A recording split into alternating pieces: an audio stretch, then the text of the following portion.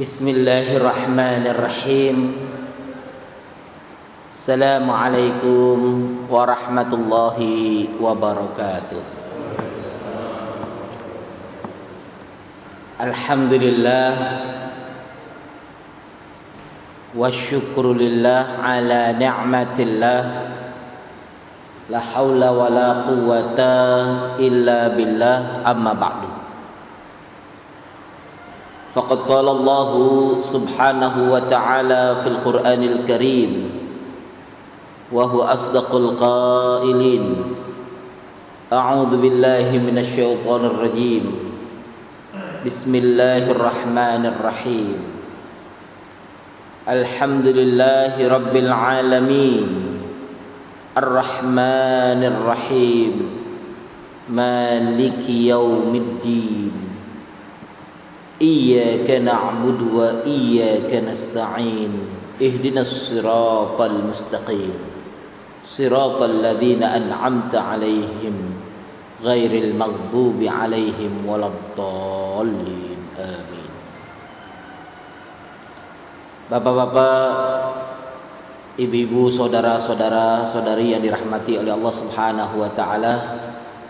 Alhamdulillah, di pagi hari ini kita masih diberikan kesempatan oleh Allah Subhanahu wa ta'ala untuk bisa tetap duduk di tempat ini dalam rangka kita menyempurnakan waktu subuh kita atau waktu fajar kita dengan mentadabburi ayat-ayat Al-Quran. Semoga di waktu yang terbaik ini Allah Subhanahu wa ta'ala menjadikan hati-hati kita menjadi hati yang bersih, pikiran kita menjadi pikiran yang jernih, dan semoga kita mendapatkan ilmu yang bermanfaat serta hidup yang penuh dengan keberkahan dari Allah Subhanahu wa ta'ala. Salawat serta salam kepada Rasulullah sallallahu alaihi wasallam. Semoga kita menjadi umat yang dibanggakan oleh Rasulullah sallallahu alaihi wasallam, umat yang dicintai oleh Rasulullah sallallahu alaihi wasallam, dan kita mendapatkan syafaat dari Rasulullah sallallahu alaihi wasallam. Bapak-bapak, saudara-saudara yang dirahmati oleh Allah, mari kita lanjutkan kembali pembahasan kita di pagi hari ini, kitab Rawa'i'ul Bayan yang ditulis oleh Syekh Muhammad Ali As-Sabuni. Dan pada pertemuan yang lalu kita telah membahas tentang muqaddimah atau hal-hal yang menjadi prolog terhadap kitab ini. Dan kemarin kita sudah menyelesaikan seluruhnya dari muqaddimah. Di sini ada 10, di mana tata cara penulisan buku Rawa'i'ul Bayan ini betul-betul diupayakan sesuai dengan sistematikanya, sesuai dengan arah, sehingga itu merajut setiap pemikiran kita menjadi sebuah pemikiran yang benar, pemikiran yang memiliki kekuatan secara fakta dan data. Dan ini mengantarkan kepada kita tentang pemahaman hukum-hukum yang ada di dalam Al-Quran, sesuai dengan namanya Rawa'i'ul Bayan fi tafsiri ayatil ahkam minal Quran, ya. Jadi sesuai dengan buku yang beliau tulis. Nah, yang di bawah ini ada satu, ya, mungkin saya perbesar sedikit lagi. Ya, awalan, thaniyan, thalithan, rabi'an, khamisan. Ini semua sudah saya sampaikan pada pertemuan yang pertama dahulu. Jadi kalau di sini saya ulas secara singkat tentang 10 ini. Yang pertama, tahlilul lafzi.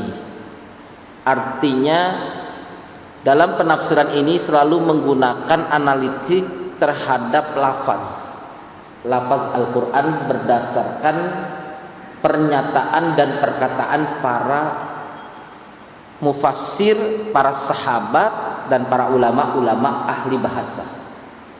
Jadi beliau menggunakan pendekatan analitik ya bahasa. Ya, jadi pendekatan linguistik dan sebagainya. Yang kedua, beliau menggunakan pendekatan al-ma'nal ijmali, yaitu berusaha untuk membuka ayat-ayat dalam skala global. Kenapa? Karena kitabnya itu hanya 2 jilid. Kalau mau menggunakan lafaz tafsili, maka mungkin membutuhkan 20 jilid. Sehingga beliau hanya mengambil ayat-ayat tentang hukum, dan ini sifatnya global secara garis besar. Ketiga, beliau mengedepankan sababun nuzul. Jadi kalau ada ayat yang ada sababun nuzulnya, pasti beliau keluarkan. Ya, walaupun tidak semua sababun nuzul dikeluarkan, karena kalau kita lihat ya buku yang berkaitan dengan sababun nuzul, contohnya Lil Wahidi itu sampai 2 jilid ya, sedangkan buku Rawaiul Bayan juga 2 jilid. Nah, dari sini kita bisa mengerti bahwa yang diambil oleh beliau itu adalah ayat-ayat yang ada sababun nuzulnya, dan yang menurut beliau riwayatnya itu lebih kuat dan lebih sesuai dengan apa yang disampaikan oleh beliau. Kemudian yang ketiga adalah wajhul irtibat. Kemarin ini saya bahas panjang. Wajhul irtibat itu bicara tentang titik korelasi.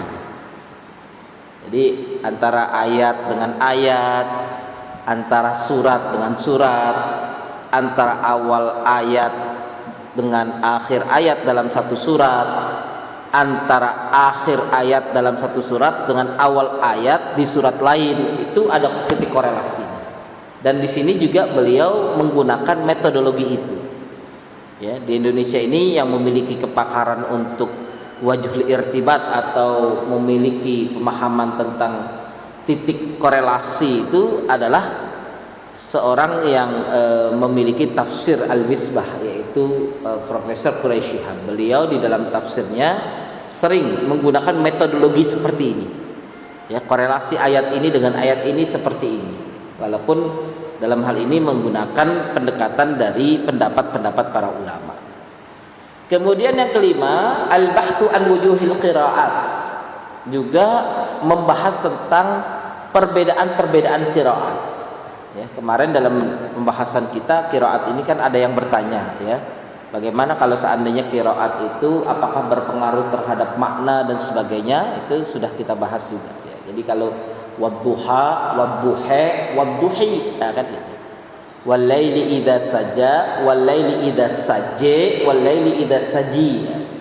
Kan ada wadduhi, walaili idza saji, ma wadda'aka rabbuki wa ma qali, ma rabbuka wa ma qali, walil akhiratu khairul laka minal uli, kan ada. Itu apakah berpengaruh terhadap bahasa dan sebagainya? Karena ini ayat-ayat ahkam, maka ayat-ayat yang memiliki perbedaan qiraat di dalam ayat-ayat ahkam saja. Jadi tidak semua bacaan yang tidak ada unsur hukumnya yang berbeda qiraatnya dimasukkan di dalam pembahasan ini. Hanya ketika berbicara tentang ayat-ayat hukum. Contohnya la yamsashu atau la yamassuhu. Nah, itu ada perbedaan. Ya. Kemudian yang keenam, al-bahthu an wujuhil i'rab. Juga beliau menguak atau menulis di dalam tafsir ini pendekatannya pendekatan i'rab. I'rab itu adalah menjabarkan dan memaparkan status dari sebuah kalimat. Contohnya yadribu, yadribu fi'lul mudhari akhiruhu dhammah dan sebagainya, itu di i'rab namanya. Ya. Jadi akhir-akhir huruf harokat itu dijelaskan, ya.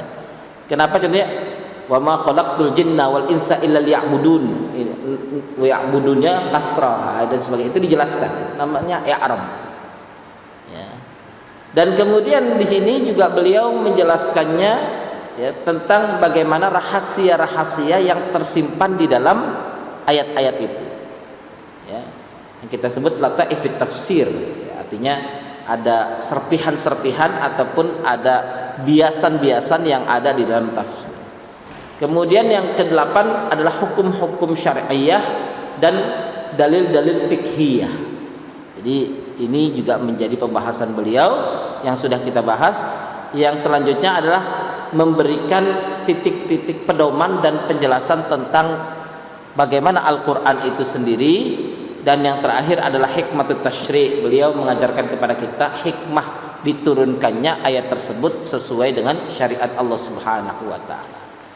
Nah, hari ini kita akan membahas mulai pertemuan yang pertama. Di sini disebut dengan al-muhadharatul ula. Ya, pertemuan yang pertama. Yaitu judulnya Fatihatul Kitab. Fatihatul Kitab. Kalau disebut Fatihatul Kitab, maka dalam benak kita langsung merujuk kepada satu surat. Surat apa itu? Surat Al-Fatihah. Maka kalau kita melihat judul yang seperti ini, apa itu Fatihah atau suratul Fatihah? Kenapa beliau langsung kemudian membuat judul yang pertama itu adalah Fatihatul Kitab, pembukaan Al-Quran. Nah, kalau kita lihat di dalam bahasa Arab, kalimat Fatihah ini kan sebenarnya kalimatnya fa'il. Kalimat aslinya sulasinya itu fataha. Fataha yaftahu. Nah, fa'ilnya fatihun. Makanya orang yang bernama Fatih itu seakan-akan dalam nama itu ada doa bahwa dia yang akan menjadi pembuka ataupun penakluk. Makanya kenapa disebut Muhammad Al-Fatih, ya? Karena beliau ini orang yang membuka Konstantinopel. Ya, apakah memang itu nama beliau Muhammad Al-Fatih yang diberikan oleh orang tuanya atau itu julukannya? Intinya kalimat Al-Fatih itu menggambarkan tentang seseorang yang akan menjadi pembuka atau pembebas dalam setiap perjuangan-perjuangan yang ada. Nah, karena yang difatih ini adalah Alkitab, yaitu Al-Quran, maka Fatihatul Kitab artinya sang pembuka Al-Quran. Nah, ini penting bagi kita. Kenapa? Karena kalau sesuatu yang disebut sebagai pembuka, dia harus dipahami. Ya, kalau kita buka undang-undang, ada pembukaannya. Kalau kita buka buku-buku, itu ada pendahuluannya. Kalau kita buka disertasi, skripsi, itu pasti ada pendahuluan. Hampir tidak ada yang tidak. Kenapa? Karena itu adalah inti dari apa yang akan disampaikan di dalamnya. Saya pastikan kalau ada sebuah disertasi tanpa pendahuluan, tanpa ada penjelasan tentang isi dan rencana untuk penulisan itu, saya pastikan tidak akan lulus kalau sebuah disertasi ataupun skripsi. Kenapa? Karena itu adalah pembentukan pola pemikiran kita sehingga kita bisa paham apa yang ada di dalamnya. Dengan kata lain, kalau ini Fatihatul Kitab, maka kita tidak bisa memahami Al-Quran secara utuh dan benar kalau Al-Fatihahnya tidak kita pahami. Itulah alasan kenapa Muhammad Ali As-Sabuni ketika ingin berbicara tentang ayat-ayat hukum, maka yang memberikan prolognya adalah penjelasan tentang suratul Fatihah. Dan sayang juga bagi kita yang setiap hari minimal membaca 17 kali surat Al-Fatihah, tapi ternyata mungkin kita tidak memahaminya. Sayang juga. Jadi membaca surat Al-Fatihah itu kan sesuatu yang harus dilintasi.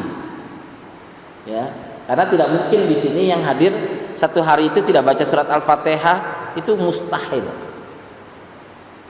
Kenapa? Karena dalam salat wajib saja minimal kita membaca 17 kali. Apalagi kita tambah dengan sholat syuruk kita tambah dengan duha kita tambah dengan qabliyah kita tambah dengan ba'diyah kita tambah lagi dengan qiyamul lail. Bahkan mungkin sehari bisa lebih dari 30 kali. Nah, kalau ayat yang dibaca ini kemudian dia dipahami, maka tingkat kekuatan pemahaman yang hebat itu akan menguatkan hati dan jiwa. Dan itulah yang kemudian seakan-akan memberikan sebuah kekuatan bagi umat Islam dalam menghadapi berbagai macam ujian dan cobaan, termasuk hari ini kita. Nah, yang menjadi masalahnya, kita melintasi surat Al-Fatihah setiap hari, tapi kemudian kita tidak memahaminya. Kita bisa menikmatinya, tapi tingkat kenikmatan membaca surat Al-Fatihah ketika memahaminya dengan tidak memahaminya pasti berbeda. Ya, membawa kendaraan tahu mesinnya dengan tidak tahu mesinnya itu pasti berbeda. Ya, pas dibawa, lah kok ini kuplingnya yang biasanya saya injak di sini kok ini di sini. Ya, tentunya remnya yang biasanya caranya begini ini beda. Itu mungkin ada ketidaknyamanan. Tapi kalau sudah bisa mengendarainya dengan memahaminya, barangkali akan mudah. Ya, artinya kalau kita sholat membaca surat Al-Fatihah dan kita paham, barangkali sholat itu akan terasa nikmat. Tapi kalau kita tidak, khawatir di sela-sela itu banyak khayalannya. Ya, baru sampai Ar-Rahmanir Rahim itu sudah menghayal kemana-mana. Ya, lupa apa surat Al-Fatihah sudah saya baca, tapi perasaan tadi di akhir-akhir kayaknya ada ad-dhalin deh, ad-dhalin atau apa kan gitu. Karena mungkin ini masalah lintasan aja, artinya bahwa hati itu ketika dia paham, dia akan selalu menemani bacaan-bacaan itu. Nah, itulah pentingnya kenapa beliau menulis Fatihatul Kitab. Kita lanjutkan lagi. Makkiyah. Beliau menjelaskan bahwa surat Al-Fatihah ini diturunkan di kota Mekah.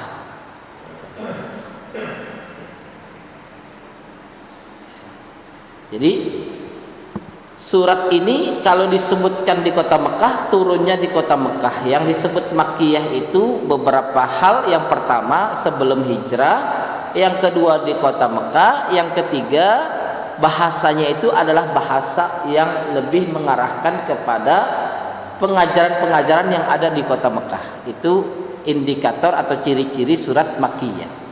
Wa ayatuha sab'un, dan jumlah ayatnya 7. Bil ijma', menurut kesepakatan para ulama. Jadi kalau bicara tentang ayat surat Al-Fatihah, jumlahnya dipastikan itu 7. Walaupun 7-nya itu bisa saja terjadi perbedaan. Kenapa? Karena ada yang memasukkan bismillah di dalamnya, ada yang tidak memasukkan bismillah di dalamnya. Ada yang pakai bismillah di dalamnya, yang kita lihat di dalam mushaf-mushaf kita, Bismillahirrahmanirrahim, itu ayat pertama. Ya. Nanti perbedaannya di mana? Perbedaannya adalah pada ayat yang berbunyi ghairil maghdub.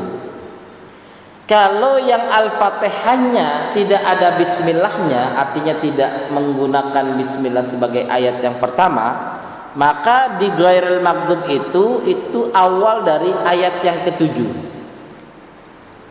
Tapi bagi mereka yang kemudian mengikuti apa yang ada di dalam mushaf, maka mulai dari ihdinas siratal mustaqim, siratal ladina, mulai dari siratal ladina. Jadi siratal ladina an'amta alaihim ghairil maghdubi alaihim waladdallin, itu satu ayat. Bagi yang kemudian tidak menjadikan bismillah sebagai ayat, langsung alhamdulillahirabbil alamin, maka ketika di ghairil maghdub itu adalah awal ayat yang ketujuh. Itu ikhtilaful ulama. Tapi kalau kita lihat jumlah ayatnya tetap 7. Yang membedakannya itu adalah 7-nya itu di akhir ayat dengan bismillah. Ya, kalau kita pada umumnya menyatakan bahwa yang disebut 7 ayat itu adalah apa yang ada di dalam mushaf ini. Walaupun ada terjadi perbedaan pendapat, ya. Karena ada yang tidak membaca bismillah di dalam surat Al-Fatihah. Ya. Tidak membaca itu apakah karena memang pendapatnya bahwa surat Al-Fatihah itu tanpa bismillah, atau dia membacanya tapi membacanya dengan cara yang berbeda. Artinya ada yang disir itu dirahasiakan. Jadi bismillahirrahmanirrahim, alhamdulillahirabbil, ada yang modelnya begitu. Ya, berarti dia tetap mengakui bismillah itu sebagai bacaannya. Ya, itu sudah menjadi pembahasan para ulama dari sejak zaman dahulu. Kemudian baina yaday surah, kandungan yang ada di dalam surat ini. Jadi kita mulai masuk ke dalam pembahasan suratul Fatihah. Hadhihi surah al-karimah laha iddatu asma'in. Surat Al-Fatihah ini memiliki banyak sekali nama. Iddatu asma. Jadi namanya itu banyak. Dan banyaknya nama ini bukan begitu saja, tapi ini berdasarkan dengan pendapat para ulama. Ya, jadi kalau sesuatu yang penting itu biasanya dia memiliki banyak kandungan, dan kandungannya itu biasanya menjadi nama kan. Ya, kalau kita lihat ishtahara minha ma yali, di antara nama-nama yang terkenal berikut ini. Artinya di sini kalau disebut minha itu tidak disebutin semua, sebagiannya atau di antaranya.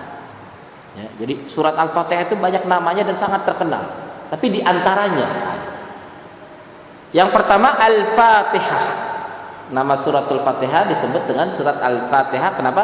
Liftitahil kitabil aziz biha, karena ini adalah surat yang membuka Al-Quran dengan seluruh kandungan di dalamnya. Jadi pembukaannya di dalam surat Al-Fatihah. Haitsu innaha awwalul Quran, ya, fit tartibil mahmud la fin nuzul. Di mana surat Al-Fatihah ini dia adalah susunan yang pertama di dalam kitab atau dalam mushaf yang sudah disepakati, bukan di dalam turunnya. Karena kita ketahui bahwa surat Al-Fatihah itu, ya, ada yang mengatakan turunnya itu susunan yang kelima. Jadi yang pertama Al-Alaq, beberapa ayat. Kemudian setelah itu ada Al-Muddathir, kemudian ada Al-Muzammil. Nah, yang kelimanya baru Al-Fatihah. Jadi kalau tartibun nuzul, susunannya nomor kelima. Tapi dalam tartibul mushaf yang disepakati oleh para ulama dan para sahabat, dan itu juga secara tauqif, ya. Jadi tauqif itu Allah yang menentukan dan menetapkannya. Kemudian ulama dalam hal ini melihat, para sahabat saat ini melihat bahwa itulah yang Allah perintahkan. Maka kemudian Al-Quran ini dimulai dengan surat Al-Fatihah, di mana Al-Fatihah ini secara turunnya itu susunan yang kelima, tapi secara mushafnya Allah meletakkannya di susunan yang pertama. Kenapa? Karena saking pentingnya, dan ini tidak boleh ditinggalkan. Bahkan hampir setiap surat yang kita baca biasanya kita mulai dengan Fatihah dulu. Saya ketika jadi santri di Ulil Albab itu, setelah sholat itu kan kita punya kewajiban untuk membaca 1 atau 2 lembar setelah sholat, ya, terutama sholat subuh dan sholat asar serta sholat isya. Itu biasanya satu orang maju ambil mic kemudian mengajak teman-teman untuk membaca, ya. Nah, kita selalu diajarkan sebelum memulai itu pasti Fatihah dulu. Al-Fatihah selesai langsung masuk ayat itu. Jadi bisa kita lihat berapa kali kita mengucapkan dan membaca suratul Fatihah. Nah, kita lihat apa pendapatnya. Qala Ibnu Jarir At-Tabari, ya. Jadi Ibnu Jarir At-Tabari ini termasuk ulama yang pertama-tama menyusun tafsir secara sistematis. Artinya sebenarnya dari ini beliau hidup pada zaman tabi'in, ya. Jadi beliau pada zaman tabi'in, di mana buku beliau ini termasuk buku yang sangat tebal. Sampai sejauh ini saya belum tahu apakah sudah diterjemahkan ke dalam bahasa Indonesia atau belum. Karena di dalam tafsir ini salah satu kelemahannya adalah tidak meriwayatkan hadis-hadis yang ada sebagiannya. Kenapa? Karena beliau ini mendapatkan hadis itu langsung. Kalau mohon maaf ya, kalau kita ini kan mencari hadis itu bahasanya nutur, mengambil dari Imam Bukhari, mengambil dari Imam Muslim. Jadi yang diambil oleh Imam Bukhari beliau sendiri ngambil. Artinya beliau punya periwayatan sendiri karena beliau punya sanad sendiri. Karena sanadnya punya sendiri kan sering tidak ditulis ya. Dari fulan sudah ditulis begitu saja. Tidak rawahul Bukhari, rawah Muslim. Kenapa? Karena beliau mendapatkannya sendiri. Ya. Jadi ya untuk apa kemudian mungkin ya mengambil dari orang lain sedangkan saya dapat sendiri dari orang yang diambil oleh Imam Bukhari gitu.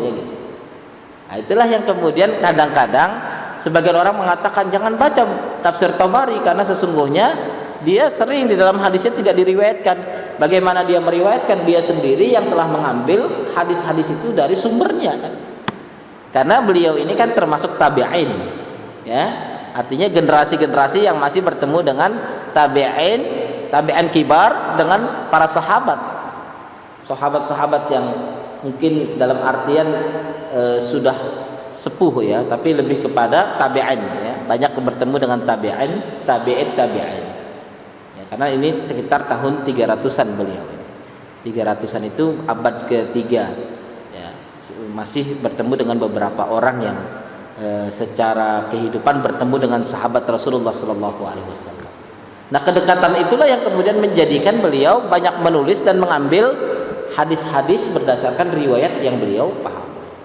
Nah, apa yang dikatakan oleh Ibnu Jarir At-Tabari, bahkan kalau kita lihat ada sampai lengkapnya tafsir At-Tabari itu berkaitan dengan fikih sampai di sebagian wilayah itu, sebagian kecil ya, itu ada yang memang menggunakan madhab Tabari.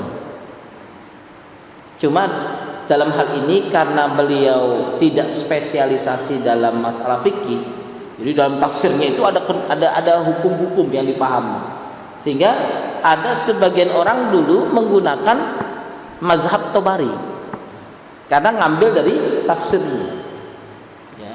Sampai hari ini masih ada tapi skalanya itu tidak besar ya. Barangkali kalau seandainya kita katakan di Indonesia itu ada di Surabaya mazhab Tabari jenis, ada sebagian wilayah, tidak semuanya. Nah, ini bukan di kita tapi di daerah Timur Tengah menggunakan mazhab Tabari. Kenapa? Karena saking lengkapnya ayat-ayat hukum dijelaskan oleh Al-Imam At-Tabari. Kenapa? Karena ketika Imam At-Tabari menulis saat itu, walaupun kita sudah tahu mazhab-mazhab itu ada, tapi belum tentu mazhab itu sampai ke wilayah-wilayah yang jauh. Di saat digitalisasi ataupun percetakan itu belum begitu mudah. Karena kalau kita lihat ulama-ulama dulu itu kan nulisnya itu dengan tangan. Makanya kalau kita sering lihat di dalam setiap buku-buku pasti cetakan asli tulisan tangan itu sering dipoto. Ini kitab aslinya kan gitu. Jadi ketika Imam Syafi'i menulis kitab Ar-Risalah, kitab Al-Um itu kan pakai tangan sendiri. Nah, ketika kemudian berusaha untuk diduplikat itu ditulis lagi. Kemudian ditulis lagi. Ya, kalau kita lihat berapa orang yang rajin untuk menulisnya? Kan tidak banyak, sehingga sebarannya itu kalau tidak muridnya tulisannya. Dan sebarannya itu real. Sehingga itu ada sanadnya dalam ilmu. Kalau kita berbeda. Saya contohnya belajar dari Muhammad Ali As-Sabuni. Barangkali saya tidak pernah bertemu dengan beliau. Barangkali saya tidak belajar dari muridnya beliau, barangkali. Tapi ternyata bukunya sampai dalam bentuk PDF, ya, bukunya sampai dalam bentuk email, bukunya sampai dalam bentuk WA. Artinya bahwa sekarang ini ilmu itu tidak harus diantarkan oleh pelaku langsung, apakah pengarangnya, ataukah bukunya, ataukah kemudian muridnya, tapi kita bisa mendapatkannya melalui internet, kan gitu. Nah, kalau kita lihat, sebab itulah yang menjadikan kenapa sampai tafsir Tabari itu dijadikan madhab fikih, karena ada ayat-ayat hukum di dalamnya, karena memang itu yang didapatkan oleh murid-murid beliau. Ya, barangkali fikih yang pernah diajarkan oleh Imam Syafi'i saat itu belum sampai. Karena kalau kita lihat kan Imam Syafi'i tahun 150-an. Ya, artinya kalau kita lihat lebih mudahnya lagi Ahmad Ibn Hanbal, kalau kita lihat gurunya lagi Imam Malik, ya lebih sepuh lagi. Tapi jaraknya itu sekitar 100 tahun di zaman dahulu. Barangkali untuk mengajarkan ilmu dan kemudian bisa tersebar sedemikian luas membutuhkan waktu yang nyata. Karena untuk perjalanannya saja menggunakan onta, perjalanannya saja menggunakan kuda, dan dari satu wilayah ke wilayah lain tidak mudah. Ya, tidak mudah dalam artian ya melintasi gurun-gurun, melintasi gunung-gunung yang sedemikian luas. Makanya kita pernah mendengar seorang Imam Bukhari ketika ingin datang ke Baghdad, dan saat itu didengar Imam Bukhari termasuk ulama yang sudah namanya itu sampai sebelum orangnya sampai.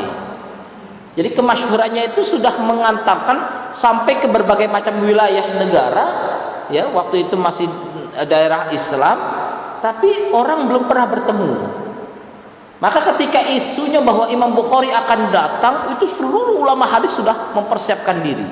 Kenapa? Karena kesempatan di antara ilmu-ilmu hadis yang mereka kuasai kan pasti ada yang tidak dikuasainya. Nah, mumpung Imam Bukhari akan datang, kami akan bertanya. Pertanyaannya 1, 2, 3 sedemikian rupa. Ya, kita kan sebenarnya di sini contohnya yang akan hadir ke tempat kita adalah orang yang ahli fikih. Kita pelajari dulu fikihnya, mana yang kira-kira belum kita pahami, nanti akan kita tanyakan. Kenapa? Karena kesempatan kan gitu. Nah, barangkali saat ini ketika sudah semua dunia begitu mudah, kita menganggap itu sesuatu yang biasa. Ya, di sini contohnya ada ahli fikih Ustaz Taufik Hulaimi contohnya. Ya, kalau kita butuh kita tinggal telepon, tidak perlu harus datang dan hadir. Ya, kalau orang dulu itu di dalam kitab Ta'limul Muta'alim harus ada adabnya. Jadi kalau mau bertanya ke guru itu nyari waktunya dulu, ya, mempersiapkan pertanyaannya sedemikian rupa kalau kita lihat. Nah, ini menggambarkan kepada kita bahwa sebaran-sebaran ilmu tafsir yang pertama-tama itu adalah At-Tabari, dan At-Tabari ini mengomentari tentang Fatihatul Kitab. Apa ini? Summiyat Fatihatul Kitab, kata Imam Tabari, kenapa ini disebut dengan nama Fatihatul Kitab? Li'annahu yuftahu bi kitabatiha al-masahif, karena dibukanya atau dimulainya untuk penulisan masahif, yaitu dengan surat Al-Fatihah. Jadi kalau kita buka mushaf, maka pertama kali yang ditulis adalah suratul Fatihah. Ya, kalau sekarang ini kan cuma copy paste, ya, mau surat Al-Fatihah ambil surat Fatihah pindahkan. Kalau dulu terasa betul setiap mau nulis itu pasti surat Al-Fatihah. Karena Al-Quran dulu kan tertulis, artinya ditulis dengan tangan-tangan. Ya, pada zaman Utsman bin Affan kemudian menyepakati ada mushaf Utsmani, itu kan diperintahkan untuk menulis. Yang lain diambil, kemudian dibakar, kemudian yang ada yang disepakati ditulis. Nah, setiap nulis itu pasti Al-Fatihah. Maka disebut yuftahu bi kitabatiha al-masahif. Ketika lembaran-lembaran itu akan dimulai, maka dimulainya dengan suratul Fatihah. Wa yuqra'u biha fis salawat. Dan yang kedua, kenapa disebut surat Al-Fatihah? Karena surat Al-Fatihah ini dibaca pada setiap salat-salat. Jadi menurut At-Tabari ada dua hal. Yang pertama disebutkan surat Al-Fatihah itu yaitu karena penulisan pertama dalam mushafnya, yang kedua karena itu sebagai bacaan wajib dalam setiap salat-salat kita. Namanya Fatihah. Ya, jadi kalau ada orang bertanya, kenapa disebut surat itu surat Al-Fatihah? Karena tertulis pertama kali dalam mushaf, dan yang kedua dialah yang ya dibaca dalam setiap sholawat atau setiap salat-salat kita. Siapa yang menyampaikan itu? Al-Imam At-Tabari. Kemudian yang kedua, nama dari kitab itu atau surat ini adalah Ummul Kitab. Kenapa disebut Ummul Kitab? Lishtimaliha 'alal maqasidil asasiyah lil kitabil aziz, ya. Karena di dalamnya tercakup seluruh tujuan-tujuan pokok Al-Qur'an. Maksud Al-Qur'an yang inti, asas. Jadi tujuan-tujuan inti dari Al-Qur'an itu semua tercakup dalam surat Al-Fatihah. Jadi yang 6.000 ayat lebih itu inti-intinya itu ada dalam surat Al-Fatihah. Maka kalau kita tidak memahami intinya, khawatir kita tidak memahami kandungannya. Karena intinya saja kita tidak pahami kan. Makanya di sini disebut dengan ya al-maqasid al-asasiyah lil kitabil aziz. Kenapa dia disebut inti? Karena di dalamnya ada beberapa unsur, di antaranya ats-tsana'u 'ala Allah. Mengajarkan kepada kita bagaimana untuk memuji dan bersyukur kepada Allah. Jadi kalau kita sebagai hamba Allah ingin sekali memuji dan kemudian bersyukur kepada Allah, belajar untuk menjadi orang yang bersyukur kepada Allah itu diajarkan dalam surat Al-Fatihah. Kalimatnya itu yaitu alhamdulillahirabbil alamin. Ya, itu yang pertama. Yang kedua, itsbatur rububiyah, karena di dalamnya kata kuncinya itu adalah penetapan tentang rububiyatullah. Rububiyah itu artinya Allah Subhanahu wa taala Rabbun, sang pencipta. Ya. Apa perbedaan antara Rabbun dengan ilahun? Kalau Rabbun itu dari dari atas ke bawah. Kalau ilahun dari bawah ke atas. Jadi Allah Subhanahu wa taala menciptakan langit. Kemudian dari langit itu dirasakan oleh manusia atau hambanya, maka itu Rabbun. Ya. Kalau Allah Subhanahu wa taala menciptakan udara, udara itu dinikmati oleh manusia atau makhluk lainnya, maka itu rububiyah, artinya kekuasaan Allah yang Allah ciptakan dan dirasakan oleh hambanya. Tapi kalau ilahun dari bawah, seorang manusia butuh untuk mendapatkan perlindungan, maka kemudian dia mengangkat dalam hatinya ada Tuhan, dan kemudian dia menyembahnya, maka Tuhan yang disembahnya itu ilahun, karena ilahun ini berangkat dari keyakinan seorang hamba untuk menyembah Tuhannya, maka sebutannya ilah. Nah, yang menjadi masalahnya adalah bahwa ilahun ini tidak harus semuanya ya kategori positif, negatif juga bisa jadi sebutan ilahun. Contohnya ada orang yang mengadukan nasibnya kepada berhala, maka berhala itu menjadi ilahnya. Ya, ada orang yang mengajukan masalahnya kepada pohon, kemudian dia sembah pohon itu, maka pohon itu ilahnya dia. Makanya dalam kalimat tauhid la ilaha illallah, tidak ada Tuhan-Tuhan yang mereka anggap seperti itu kecuali hanya Allah Subhanahu wa taala. Nah, ini menggambarkan kepada kita bahwa di dalam surat Al-Fatihah selain kita diajarkan untuk memuji Allah, kita diajarkan untuk mengenal rububiyahnya Allah. Ya, nanti ada penjelasannya sendiri, cukup panjang, tapi nanti kita akan bahas disesuaikan dengan kondisi. Yang ketiga, at-ta'abbud bi amrillah wa nahyu, bahwa poin inti di dalam surat Al-Fatihah itu adalah mengajarkan kepada kita untuk beribadah sesuai dengan perintah Allah dan menjauhi sesuai dengan larangan Allah.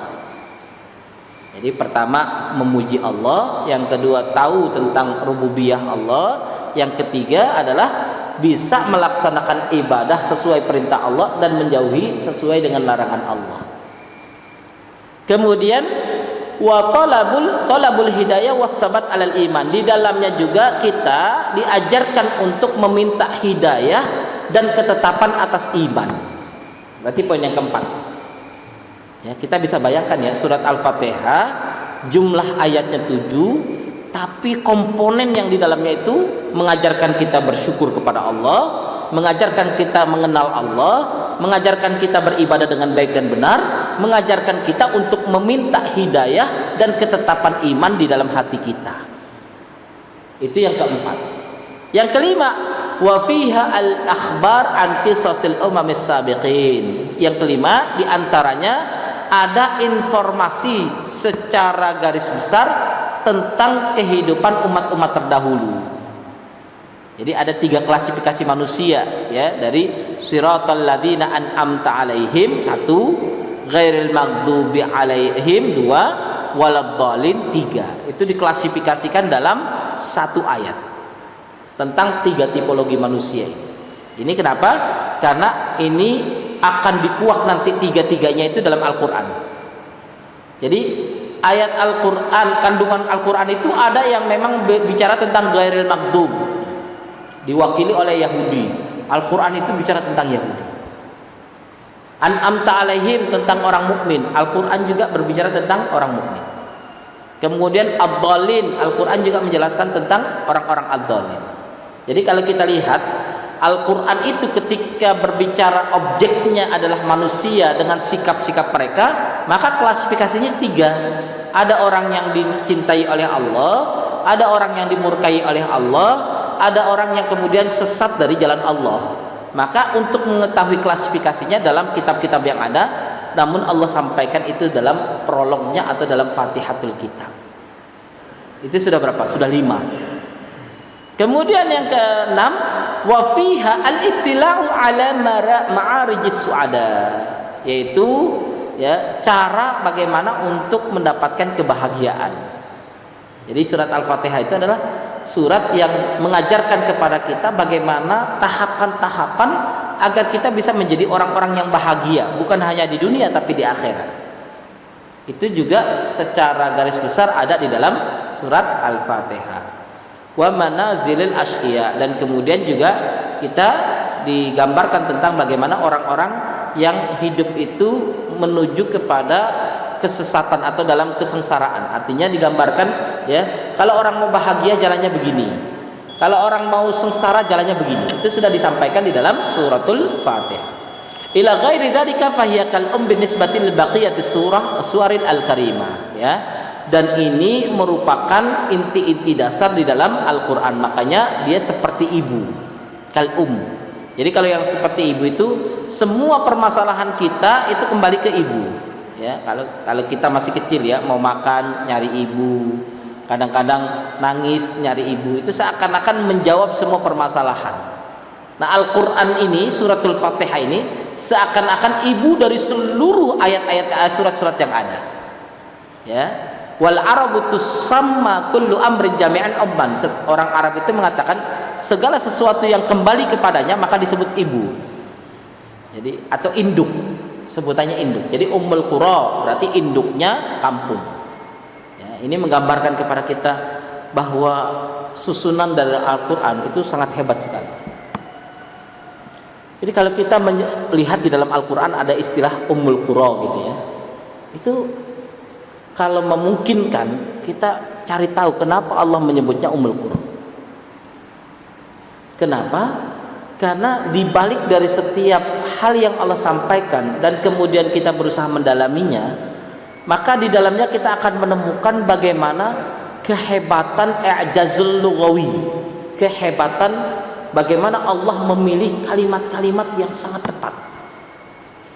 Jadi di dalam Al-Qur'an ini kan sering ya kalau kita membaca terjemahannya itu kita tidak paham walaupun kita membacanya berkali-kali, karena di dalamnya ada memang istilah yang harus menjadi benang pengikat antara satu kalimat dengan kalimat lainnya.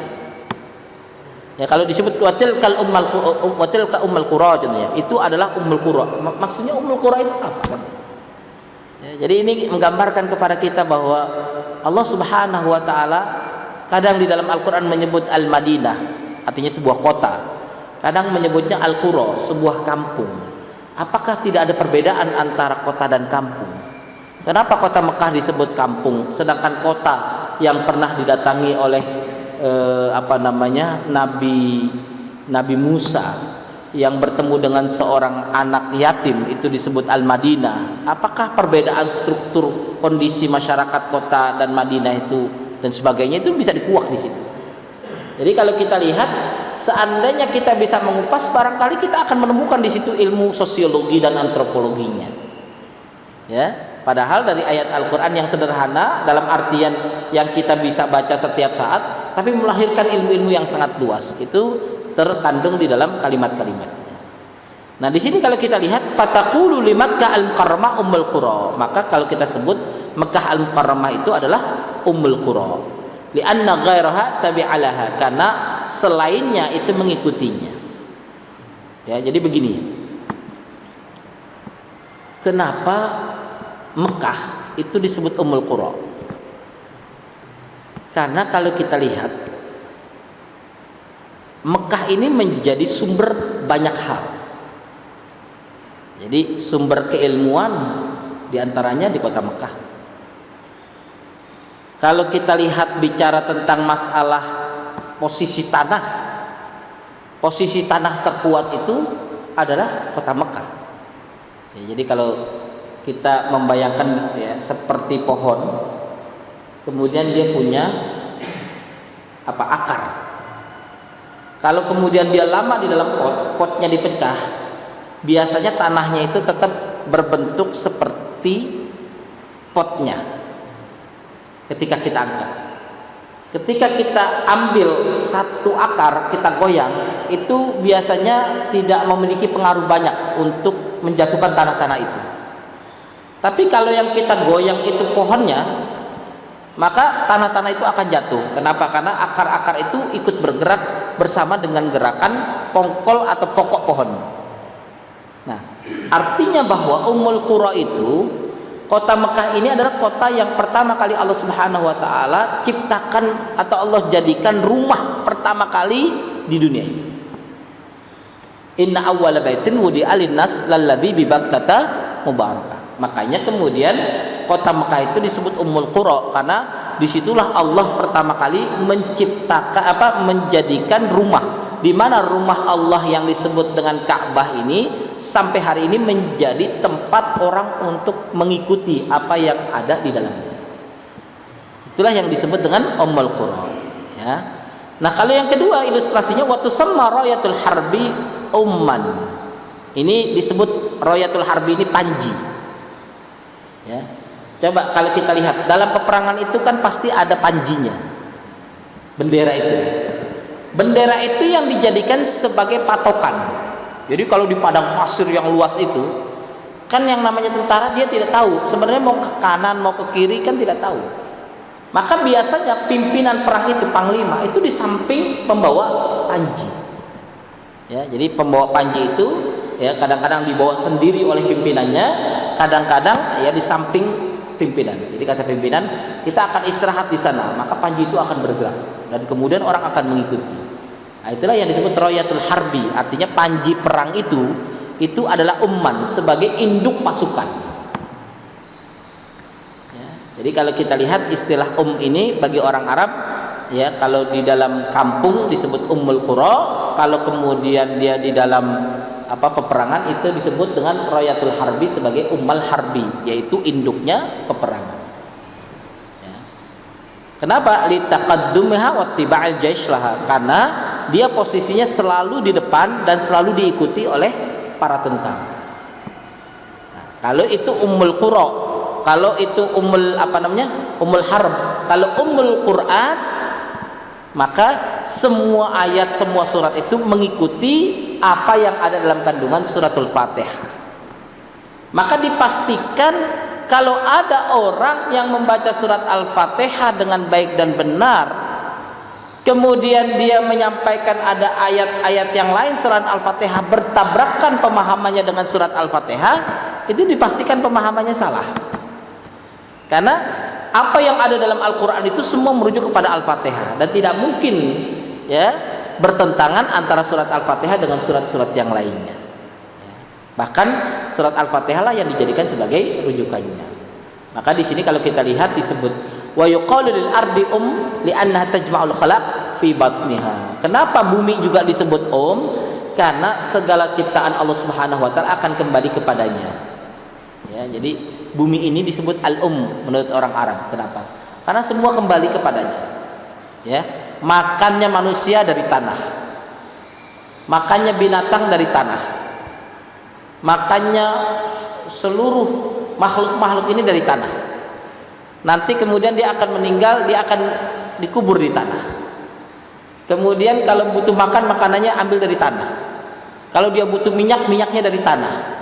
Kalau dia butuh emas, emasnya dari tanah. Maka semua yang ada di bumi ini itu disebut Kenapa? Karena bumi inilah mengandung seluruh unsur itu. Coba sekarang kita lihat dari ujung kepala kita sampai ujung kaki, adakah yang tidak terbuat dari tanah? Kita lihat peci. Peci itu mungkin dari wall. Wallnya itu tumbuhnya di mana? Bukan di langit, bukan di daratan, tumbuhnya di dalam tanah. Sampai empang, dia terjadi pengendapan air. Kemudian tempatnya di mana? Di tanah. Sampai lautan, itu tempatnya di mana? Di atas bumi. Maka kalau kita lihat, bumi ini memiliki banyak sekali hal yang menjadi kebutuhan manusia, maka bumi ini disebut induk kebutuhan manusia atau induknya dari alam ini, ya, artinya alam dunia. Nah, itulah bapak-bapak yang dirahmati oleh Allah Subhanahu wa taala, ya, dua manfaat dari suratul Fatihah yang kita bahas. Jadi kalau kita lihat, yang pertama di sini digambarkan bahwa suratul Fatihah sebagai pembuka, ya, yang dimana kita lihat kalimatnya adalah kalimat yang selalu dibaca dalam setiap sholat-sholat dan kemudian ditulis pertama kali. Yang kedua disebut Ummul Kitab karena Al-Quran ini merupakan induk dari semua informasi yang kita butuhkan. Yang ketiga disebut dengan As-Sab'ul Masani, yaitu 7 ayat yang berturut-turut dibaca, tidak boleh terpisahkan, ya. Pertanyaannya, kenapa 7 ayat ini tidak boleh tidak dibaca? Karena kalau kita lihat bahwa 7 ayat ini adalah 7 ayat yang menancapkan poin-poin tadi, ya. Poin-poin yang mana? Poin-poin yang tadi. Yang pertama, yang fiha, di dalamnya itu ada kita diajarkan untuk memuji Allah, kita diajarkan untuk mengenal Allah, kita diajarkan untuk beribadah dengan baik dan benar, kita diajarkan tentang informasi-informasi kaum terdahulu. Itu semua ada di dalam 7 ayat itu. Makanya kalau kita bisa memahami hal ini, insya Allah kita akan mendapatkan ilmu yang begitu banyak dalam Al-Quran merujuk dari ayat ini. Ya, ini disebutkan oleh Al-Imam Al-Qurtubi, ya, bahwa sesungguhnya nama dari surat ini ada juga banyak sekali. Di antaranya Asy-Syifa, Al-Wafiyah, Al-Kafiyah, Al-Asasu, Al-Hamdu. Ya, jadi menurut Al-Qurtubi ini nama dari surat Al-Fatihah itu Asy-Syifa karena mengandung unsur penyembuhan. Kemudian Al-Wafiyah, Al-Wafiyah itu karena mencukupi dalam artian memenuhi kebutuhan. Kemudian Al-Kafiyah itu memenuhi seluruh aspek yang dibutuhkan dalam kehidupan manusia. Kemudian Al-Asas itu menjadi landasan, Alhamdulillah itu sebagai pujian. Nah, sekarang pertanyaannya begini. Kenapa Allah Subhanahu wa taala menyebutkan di dalam surat Al-Fatihah dengan Alhamdulillah? Sebenarnya apa bedanya antara alhamdu dengan asyukru? Kalau alhamdu itu sumbernya dari hati dan lidah. Tapi kalau asyukru lebih kepada aplikasi. Jadi kalau seandainya saya katakan gini, bagaimana dengan harta yang kamu miliki? Alhamdulillah. Berarti saya akui bahwa harta itu dari Allah, maka maha puji Allah, saya bersyukur kepada Allah. Itu namanya alhamdulillah. Ungkapan mulut, ungkapan hati. Tapi kalau asyukrulillah itu ungkapan pekerjaan, ya. Bagaimana ketika Anda memiliki harta? Saya bersyukur kepada Allah. Apa wujudnya syukur? Saya infak, saya sedekah, saya zakat, saya wakaf, itu namanya syukur kepada Allah. Tapi kalau alhamdulillah, saya mengakui bahwa harta ini sumbernya dari Allah dan saya bersyukur kepada Allah. Jadi bedanya di situ, ya. Makanya kalau kita lihat di dalam surat Al-Fatihah ini yang diajarkan adalah pengakuannya dulu bahwa itu datangnya dari Allah dan kita harus menjadikan setiap apa yang kita miliki itu adalah kasih sayang Allah Subhanahu wa taala kepada kita. Karena tidak mungkin seseorang bisa syukur tanpa dia alhamdulillah, memulainya dari pengakuan dalam hati dan lidah. Ya, jadi kalau sekarang ini kita melihat ada orang yang susah sekali bersyukur karena barangkali alhamdulillahnya tidak dia penuhi. Karena alhamdulillah itu dia terungkap dalam lisan, dia ada di dalam hati. Maka kalau dia alhamdulillah baca Al-Fatihah itu alhamdulillah, ya, artinya terima kasih kepada Allah Tuhan semesta alam, ya. Maka artinya ini menggambarkan kepada kita hidup kita ini kita akui ini adalah anugerah Allah Subhanahu wa taala. Dan kemudian kita harus naik menjadi syukur. Artinya dari Allah memberikan umur kepada kita, kita gunakan untuk apa? Untuk menuntut ilmu, untuk beribadah, itu syukur namanya. Kalau alhamdulillah itu mengakui, maka yang diajarkan oleh Allah adalah pengakuan sebelum melakukan yang lain. Nah, yang menjadi masalah kita ini, tidak semua dari kita itu bisa mengakuinya. Ya, jadi Allah berikan kepada kita ilmu, kadang-kadang kita tidak mengakui. Ya, makanya contohnya ada orang selesai menjadi seorang profesor, kemudian ada yang sujud syukur, kemudian dia salat Allahu Akbar, alhamdulillah, ya Allah terima kasih, aku akui bahwa kondisi hari ini itu adalah karunia Engkau. Kemudian pulang sampai di rumah melihat anak istrinya sehat, kemudian dia salat Allahu Akbar, alhamdulillah, terima kasih ya Allah, Engkau telah memberikan anak dan istriku dalam kondisi sehat walafiat. Kemudian malamnya dia berkumpul dengan teman-temannya, kemudian dia salat Allahu Akbar, alhamdulillah, terima kasih ya Allah, aku telah Kau anugerahkan teman-teman yang baik, yang menghargai dan sebagainya. Jadi kalimat alhamdulillah, sebuah pengakuan itu bukan hanya pada kata-kata alhamdulillah dalam bentuk seperti itu, tapi setiap kejadiannya itu dihamdankan lillah, dikembalikan pujiannya itu kepada Allah Subhanahu wa taala. Nah, kalau syukur itu contohnya seseorang yang berilmu itu bersyukur, maka dengan syukurnya itu dia ajarkan ilmunya untuk orang lain. Kalau ada seseorang memiliki harta, maka kemudian hartanya itu diinfakkan, itu bentuknya syukur. Nah, dalam hal ini Allah lebih menekankan agar kita menjadi hamba-hamba yang bisa mengakui kekuasaan Allah Subhanahu wa taala dengan segala kenikmatannya, dan kemudian kita lengkapi dengan bersyukur kepada Allah Subhanahu wa taala. Baik, itu saja mungkin yang bisa saya sampaikan pada pagi hari ini. Ya, memang kalau kita bicara detail per lafaz itu cukup panjang sekali. Tapi kalau kemudian kita lewati begitu saja memungkinkan, tapi dalam hal ini banyak hal yang harus tidak diungkapkan karena terkait dengan terbatasnya waktu yang kita miliki.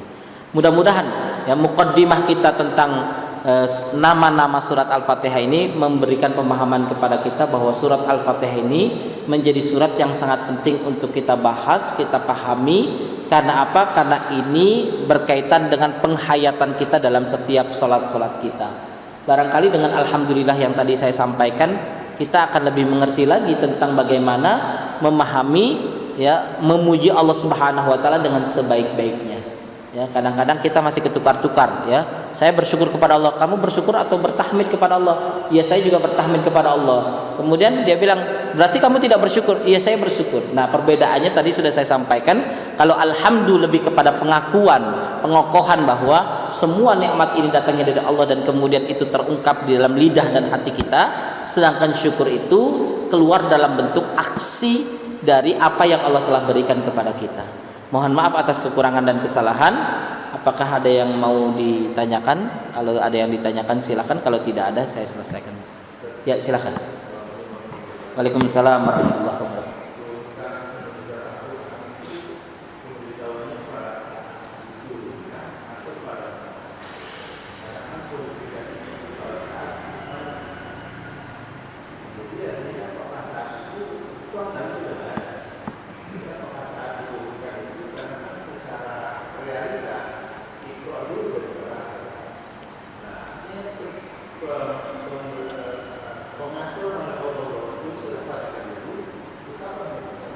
Iya. Nah.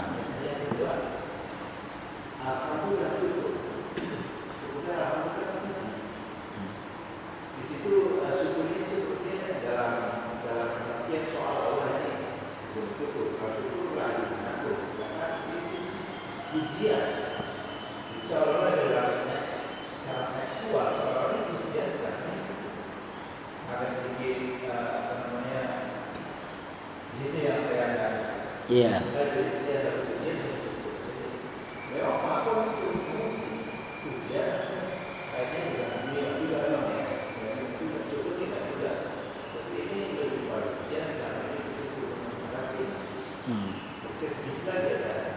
Iya, oke.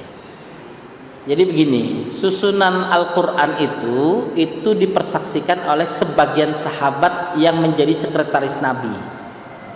Jadi setiap ada ayat Al-Quran, Nabi bilang ke sahabat, kamu tulis ini. Ada, kemudian kamu tulis ini. Terus setiap ada ayat Al-Quran yang turun, itu ada beberapa sekretaris Nabi yang menulisnya. Nah, kemudian Rasulullah SAW talaqi di malaikat Jibril, kemudian bertemu dengan malaikat Jibril, terutama di masa-masa i'tikaf Rasulullah SAW. Malaikat Jibril kemudian menyampaikan, ya Muhammad, susunan ini letaknya di sini, susunan ini letaknya di sini. Tapi sahabat ketika ayat turun itu kan sudah nempel semua, cuma susunannya masih susunan turunnya. Nah, ketika kemudian Rasulullah SAW menjadi imam, maka Rasulullah baca. Kemudian di antara benak sahabat, ayat yang kemarin turun itu ternyata setelah surat yang 2 bulan yang lalu turun. Kemudian ternyata setelah sekian turun. Jadi langsung sahabat itu mengetahui kira-kira susunannya itu seperti apa yang dibaca oleh Rasulullah, dan mereka ada yang mengingat ini setahun yang lalu turun, ternyata setelah ini. Jadi susunannya itu dibaca oleh Rasulullah langsung secara sholat Nabi. Nah, ketika kita menjadi makmum, ternyata susunannya begini, susunannya begini. Nah, setelah terjadi penyusunan itu, setiap sahabat itu menulis kembali di rumahnya masing-masing. Tapi yang diperintahkan oleh Rasulullah itu adalah sekretarisnya. Sedangkan yang lain itu tatawu, artinya menulis secara inisiatif sendiri. Nah, kemudian ketika Rasulullah SAW sudah menuliskannya kepada para sahabat yang merupakan sekretarisnya, dan di antara sahabat juga banyak yang kemudian menjadi menjadi penulis secara inisiatif sendiri. Nah, itu dilakukan sampai wafatnya Rasul. Artinya kalau kita lihat hampir di Madinah itu tidak ada yang menjadi imam kecuali Rasulullah SAW. Maka setiap harinya sahabat itu menguatkan kembali susunannya itu di mana, bagaimana kan. Terus ternyata ketika Rasul membaca ini, ini setelah ini, ini setelah ini, terus gitu ya. Nah, itu sudah tertulis. Nah, ketika Rasulullah SAW wafat, maka tulisan-tulisan itu kan tersebar di berbagai macam tulisan. Diambillah dari sekretaris-sekretaris Rasulullah. Nah, kemudian dikumpulkan, kemudian berusaha bagaimana dirapatkan dan kemudian ingin disusun sesuai dengan apa yang sudah didengar oleh para sahabat selama Rasulullah SAW hidup. Nah, persaksiannya kan sedikitnya 2, hafalannya ada tulisan, ada yang hafal. Kemudian sahabat ya ketika betul itu iya, begitu aku yang hafalnya. Ya, tulisannya mana? Ini tulisannya. Kalau tidak ada tulisan dan hafalan, maka saat itu dipertanyakan. Ya, makanya dalam hal ini kalau kita lihat bahwa susunan itu ketika sudah dipahami oleh sahabat, itu artinya bahwa sahabat mengikuti setiap ayat-ayat Al-Quran itu dalam setiap sholat-sholatnya bersama dengan Rasulullah SAW. Ya, jadi salah satu pentingnya jamaah pada zaman Rasul itu untuk selalu mengupdate hafalannya dan susunannya bersama dengan Rasulullah SAW.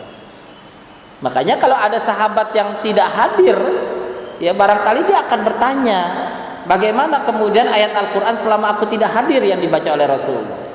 Nanti sahabat yang lain memurojaah kan gitu. Ya, selama kamu perang selama 2 bulan, ya Rasulullah SAW ya mengajarkan kepadaku surat An-Nisa, surat ini, maka dibacakan kepada sahabat. Kemudian sahabat menghafalnya. Kenapa? Karena sudah hafal, tapi susunannya yang mungkin dalam hal ini terjadi perubahan-perubahan. Ya, itulah kenapa kemudian pada zaman Utsman bin Affan, daripada hanya hafalan-hafalan dan tulisan secara mandiri, bagaimana kemudian kalau dikolektif dan disepakati. Ya, seperti itu. Kemudian yang kedua tadi bicara tentang alhamdu dengan wasyukru. Ya. Kalau alhamdu itu artinya pujian, itu kan dalam pendekatan bahasa. Ya. Kalau bahasa mereka aja kan sebutannya haleluya, itu kan alhamdulillah sebenarnya, alhamdu gitu bahasa mereka. Itu pendekatannya bahasa. Makanya bahasa Arab itu sebenarnya tidak bisa dipindahkan ke dalam bahasa lain. Makanya ketika alhamdu itu artinya pujian bagi Allah, itu bahasa Indonesianya itu yang membuat pemikiran kita yang terkooptasi. Jadi kita seakan-akan tidak bisa keluar dari situ. Padahal kalau kita lihat alhamdu dari kalimat hamida yahmadu, artinya pujian. Nah, Allah Subhanahu wa taala memuji dirinya sendiri. Nah, kenapa? Karena dalam pujian ini dikembalikan kepada Allah, karena Allah Subhanahu wa taala paling berhak dipuji karena Allah lah yang telah menciptakan sesuatu yang menjadi pujian. Contoh sederhana. Kalau ada orang diberikan oleh Allah harta, maka dengan harta itu dia memuji Allah. Terima kasih Allah atas harta ini. Dan Allah Subhanahu wa taala karena yang menciptakan harta, sebelum harta itu diciptakan Allah sudah punya semua sifat itu. Maka artinya bahwa pujian kita kepada Allah itu melebihi daripada apa yang kita bayangkan. Kalau kita memuji Allah karena Allah telah memberikan kesehatan kepada kita, Allah Subhanahu wa taala lebih mampu untuk memberikan lebih dari itu kepada kita. Kalau kita memuji Allah karena harta yang kita miliki, Allah memiliki harta yang tidak mampu kita bayangkan. Karena maka itulah kemudian pujian alhamdulillah itu kembalinya kepada Allah. Jadi apapun yang kita lihat maka itu sumbernya dari Allah. Bahkan sebelum sumber itu diciptakan oleh Allah, Allah sudah terpuji. Allah sudah wajib untuk dipuji. Ya, contohnya kita berterima kasih kepada Allah karena Allah telah memberikan lautan. Sebelum lautan itu ada, Allah sudah dipuji. Dan karena sifat kebaikan Allah lah kemudian Allah layak untuk dipuji. Karena lautan itu diciptakan oleh Allah sehingga ada kebaikan di dalamnya, dan kebaikannya itulah yang mengantarkan kita untuk bisa memuji Allah Subhanahu wa taala. Ya, makanya sakit, sedih, sulit apapun sebenarnya tetap kembali kepada Allah. Kenapa? Karena yang menciptakan semua suasana itu adalah Allah. Alhamdulillahnya, kamu sakit, alhamdulillah. Kenapa? Karena Allah yang telah menciptakan penyakit itu ada di dalam tubuh kita. Maka kita harus memuji bahwa hebat sekali Allah Subhanahu wa taala telah memberikan itu kepada kita. Nah, kalau kita memandang semua yang terjadi itu dengan alhamdulillah, maka hidup kita ini sebenarnya hanya mengabdikan diri kepada Allah. Ya, ada sebuah penyakit yang Allah titipkan kepada kita, betapa hebatnya Allah menitipkan penyakit itu kepada kita. Barangkali di sini Allah Subhanahu wa taala ingin menggambarkan kepada kita atau menampilkan kepada kita itu karena kehebatan dan kekuasaan Allah Subhanahu wa taala semata-mata. Ya, sehingga kalau kita lihat ya alhamdulillah ini penjelasannya sangat panjang, tapi intinya adalah bahwa kalimat itu adalah kalimat untuk memuji Allah dengan atau tanpa kita sadari kita harus tetap memuji Allah Subhanahu wa taala. Karena semua yang kita hadapi ini sumbernya dari Allah Subhanahu wa taala. Ya, makanya ketika kita mengucapkan alhamdulillah, ya, yang kita puji adalah Allah Subhanahu wa taala dengan segala kenikmatan yang Allah telah berikan kepada kita. Baik, mungkin itu berkaitan dengan dua pertanyaan. Mari kita cukupkan kajian kita pada pagi hari ini dengan hamdalah. Alhamdulillahirabbil alamin. Subhanakallahumma bihamdika asyhadu an la ilaha illa anta astaghfiruka wa atubu ilaik. Assalamualaikum warahmatullahi wabarakatuh.